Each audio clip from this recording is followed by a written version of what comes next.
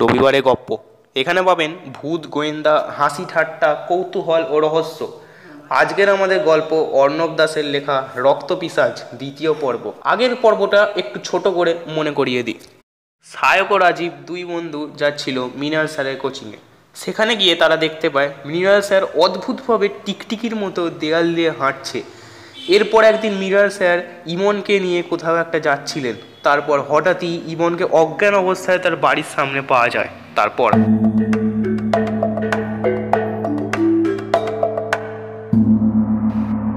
বাবা আমায় জিজ্ঞাসা করেছিল যে আমার ঘাড়ে কি হয়েছে। আমি বলেছি যে কোনো বিষাক্ত পোকায় কামড়েছে। তোদের কি আসল কথাটা বললাম, কাউকে বলিস না যেন।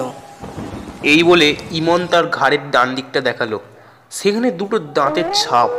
সেটা দেখে রাজীব বলল, দেখি দেখি স্যার কি তাহলে পিশাচে পরিণত হলো নাকি? হ্যাঁ ঠিকই বলেছিস, তাই তো মনে হচ্ছে রে এটা। রাজীব দেয়াল ঘড়িতে দেখলো রাত 8টা বেজে গেছে। রাজীব বলল, আজ তাহলে আসি, তুই সাবধানে থাকিস। এই বলে রাজীব ও সায়ক নিজের নিজের বাড়ি চলে গেল। পরের দিন খেলার জন্য ডাকতে গিয়ে রাজীব শুনল সায়ক মামার বাড়ি চলে গেছে। তাই আর খেলতে না গিয়ে রাজীব ইমনের বাড়িতে চলে গেল। ইমনের বাড়ির দরজায় সে নক করল। ইমন দে বাড়ির চাকর বলে উঠল, কে কে দরজা ঠুকছে? কাকা, এই তো আমি রাজীব। চাকর দরজাটি খুলে দিল। এই তো আমি এলুম, ইমন কোথায়? ও এসো দাদাবাবু, ইমন দাদাবাবুর ঘরেই আসে। তুমি ওর ঘরে যাও, আমি তোমাদের জন্য সার নিয়ে যাচ্ছি। রাজীব ইমনের ঘরের দিকে চলে গেল। ঘরে গিয়ে দেখলো সে এক অদ্ভুত কাণ্ড। ইমন মেঝেতে পড়ে আছে, তার চোখ দুটো খোলা। ইমনের চোখে মুখে আতঙ্ক ভয়ের ছাপ স্পষ্ট। রাজীব ভয়ে ভয়ে ইমনের নাকের তলায় হাত দিয়ে দেখলো নিঃশ্বাস পড়ছে কিনা।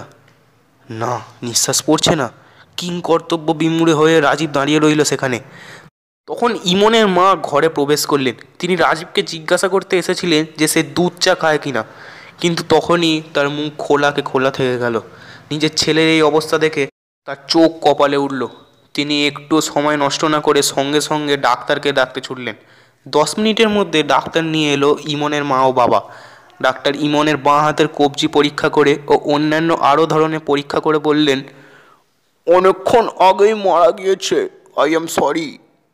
হঠাৎ তিনি ইমনের ঘাড়ের একটি ক্ষত দেখিয়ে বললেন, কিন্তু এখানে এটা কি? রাজীব তখন বলল, ওই তো এটা পোকা কামড়েছিল। স্পষ্টতই বোঝা গেল রাজীব মিথ্যে কথা বলছে।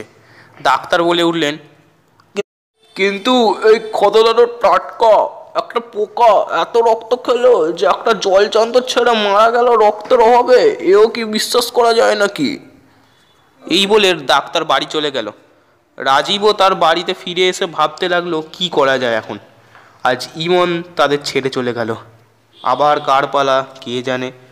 এই রক্ত পিশাচের কিছু তো একটা করতেই হবে। পরদিনই রাজীবকে অবাক করে দিয়ে সায়ক একটা তান্ত্রিককে ধরে আনলো। সায়ককে দেখে রাজীব অবাক হয়ে বলল, সায়ক, তুই তান্ত্রিক আনতে গেছিলিস? তুই কি ভাবলি আমি ঘুরতে গেছিলাম? চ মাঠে গিয়ে কথা বলবো। মাঠে পৌঁছে রাজীব সায়ক ও তান্ত্রিককে একটি আম গাছের নিচে বসালো। তারপর রাজীব বলল, তুই জানিস ইমন আর... তান্ত্রিকটি হাত তুলে রাজীবকে দাঁড় করালো। এতক্ষণ সে কিছুই বলেনি, এখন হঠাৎ বলে উঠল, আমি জানি তোমাদের সবার কি বিপদ হতে চলেছে। আপনি যখন সবই জানেন তাহলে আমাদের সাহায্য করুন না। তোমাদেরকে কিছু করতে হবে না, যা করার আমি এবার এসে গেছি, করবো তখন। তাহলে আপনি এখন থাকবেন কোথায়? আমাদের বাড়ির দোতলার উত্তর দিকে ঘরটাতে কেউ থাকে না, ওটাই পরিষ্কার করে থাকতে দেবো। সায়ক ও তান্ত্রিক চলে গেল। রাজীব গাছতলা থেকে উঠতে যাবে, এমন সময় সে গাছের উপর থেকে একটা হাসির শব্দ শুনতে পেল।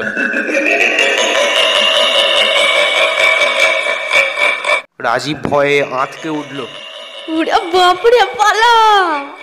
রাজীব ভয়ে ভয়ে উপরের দিকে তাকালো। সে দেখতে পেল মৃণাল স্যার গাছের উপরের ডালে পা দুলিয়ে অদ্ভুতভাবে হাসছেন।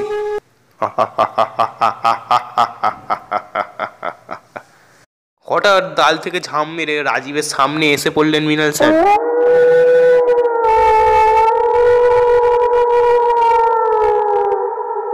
ওরফে রক্ত পিশাচ, তিনি রাজীবকে বললেন, তোর সাহস তো মন্দ নয়, আমায় মারার জন্য তুই সায়ককে ত্রান্তিক আনতে বললি। ছাড়বো না, আমি কাউকে ছাড়বো না। তোকে, সায়ককে আর ভণ্ডতান্ত্রিক সবাইকে মারবো। এই বলে সেই রক্ত পিশাচ রাজীবের গলা টিপে ধরে শূন্যে তুলে দিল। ছেড়ে দে আমায়, আমি কাউকে আনিনি। হঠাৎই তখন সায়কের আনা সেই তান্ত্রিকের গলার আওয়াজ শোনা গেল।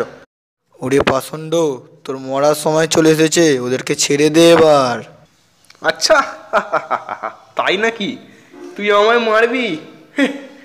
এই বলে রক্ত পিশাচটি রাজীবকে ছেড়ে তান্ত্রিকের দিকে ঝাঁপ মারবে বলে পিছন দিকে একটু ঝুঁকেছে। এমন সময় সেই তান্ত্রিক তার পুঁটুলি থেকে এক মুঠো সর্ষে, কালো তিল, লাল রঙের কি একটা গুঁড়ো মতো বার করে ছুঁড়ে দিল পিশাচটার গায়ে। সঙ্গে সঙ্গে পিশাচটা মৃত্যু যন্ত্রণে ছটফট করতে লাগলো। মেরে ফেললো রে, মেরে ফেললো! চিৎকার করতে করতে কালো ধোঁয়া হয়ে বাতাসে মিলিয়ে যেতে লাগলো একটু একটু করে। পুরোপুরি বাতাসে মিশে যাওয়ার আগেই রাজীব সেই তান্ত্রিকটাকে জিজ্ঞাসা করলো, আপনি ঠিক সময় এসে পড়েছিলেন, তাই এই যাত্রায় রক্ষা পেলাম। আচ্ছা, আপনি কি করে বুঝলেন যে আমারই বিপদ হতে পারে? আমি ওই পিশাচের অস্তিত্ব টের পেয়েছিলাম। আমি জানতাম আমি ও তোমার বন্ধু চলে গেলে তোমায় একা পেয়ে ওই পিশাচ ক্ষতি করার চেষ্টা করবে। তাই তো আমি তোমার ওই বন্ধুকে বাড়ি পাঠিয়ে দিয়েছিলাম, আর আমি এইখানে কাছে পিঠেই ছিলাম। যখন আমি তোমার আর্তনাদ শুনতে পাই তখন বুঝতে পেরেছি এই পিশাচের খেলা এবার শেষ করতে হবে। তোমরা এখন বিপদমুক্ত, তাই আমার এখন কাজ শেষ, আমি এবার বাড়ি চলে যাব। রাজীব ও সায়ন সেই তান্ত্রিককে ট্রেনে তুলে দিতে গেল। বিদায় নিয়ে তান্ত্রিক ট্রেনে উঠে গেল। রাজীব ও সায়কের চোখে জল এসে গেল এইটা ভেবে যে তারা তাদের ভালো বন্ধু ইমনকে আর বাঁচাতে পারল না। শুনলেন রক্ত পিশাচ দ্বিতীয় ও অন্তিম পর্ব।